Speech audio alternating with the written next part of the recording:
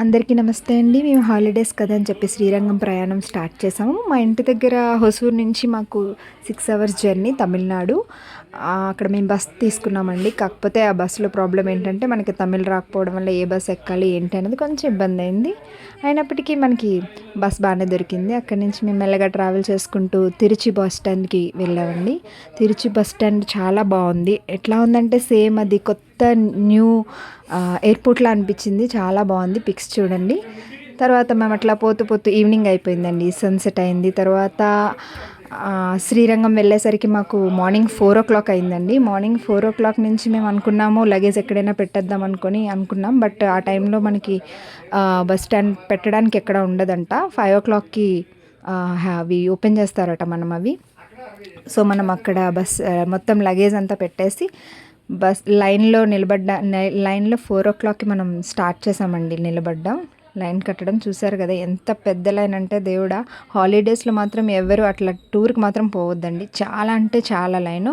4 o'clockకి లైన్లో వెళ్తే మాకు 10:30 అయింది.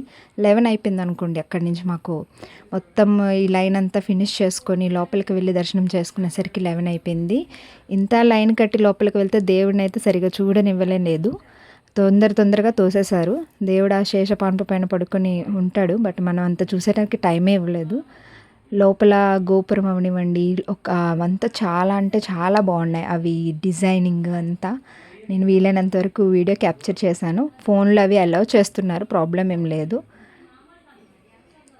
మేమైతే చాలా ఎగ్జైట్ అయ్యామండి. చాలా అయితే చాలా బాగుంది గుడి. బట్ మనకి దేవుడిని చూడటానికి ఒక 2 seconds కూడా మనకి రివీల్ చూడలేకపోయామని చిన్న ప్రాబ్లం. కానీ నాకు తెలిసి హాలిడేస్ వల్ల చాలా వరకు జనాభా చాలా ఎక్కువ ఉన్నారు. ఏ గుడికి పోయినా సరే. బయట షాపింగ్ అయితే చాలా బాగుంది. మేము అక్కడ దేవుడి పూజ సామాన్లు అన్నీ తీసుకున్నాము. గోపురంలో నుంచి చూస్తుంటే ఇంకో గోపురం మనకి కనిపిస్తుందండి.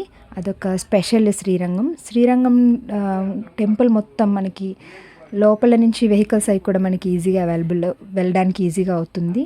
So small picks for our family. నా సజెషన్ హాలిడేస్లో మాత్రం పోకండి. నా సజెషన్. ఈ వీడియో మీకు నచ్చితే ప్లీజ్ లైక్, షేర్ అండ్